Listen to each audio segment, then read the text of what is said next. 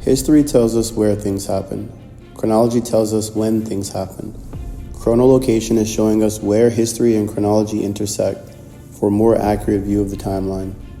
For thousands of years, one question has haunted biblical scholars. Where in the timeline of Egypt does Joseph belong?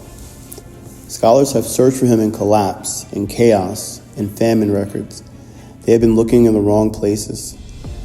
Most people read the Bible as a story, but the Bible also gives numbers, years between events, lengths of reigns, ages of patriarchs. And if you can count time, you can trace it backwards.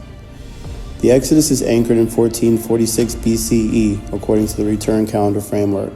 Scripture tells us Israel was in Egypt for 430 years. That puts Jacob's entry into Egypt at approximately 1876 BCE. Joseph was already there. That one calculation already eliminates most of Egyptian history. We have a window. Most scholars have tried to place Joseph in periods of Egyptian collapse. The Hyksos period, the New Kingdom, the Ramses dynasty. They looked for famine, for crisis, for records of starvation. But read that again. Joseph didn't arrive during famine. He arrived before it. 7 years of plenty came first. Grain was stored. Infrastructure was built. Egypt became the richest nation on earth. The famine came second. And when it hit, Egypt was ready. The storage masked the crisis. That's why there's no famine record. The preparation erased the evidence. Genesis didn't just tell us Joseph stored grain. It tells us exactly what happened next.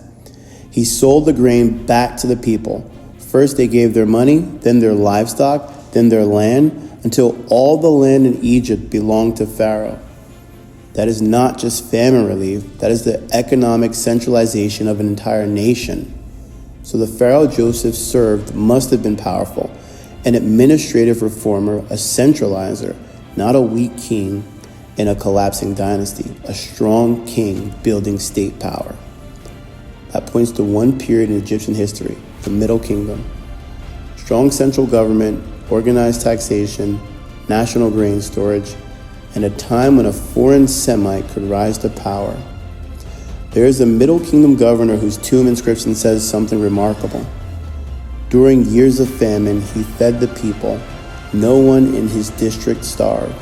His name was Ameni, a governor during the 12th dynasty, the same window the calendar points to. Archaeology tries to locate events in space. Chronology tries to locate events in time. Chronolocation does both. It finds where history fits in the timeline before we dig for it in the ground.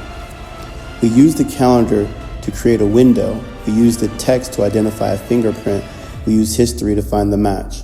Joseph was not a legend placed in Egypt at random. He was a governor in the Middle Kingdom, and the calendar, the text, the historical record all point to the same window in time. This is chronolocation. This is the return calendar.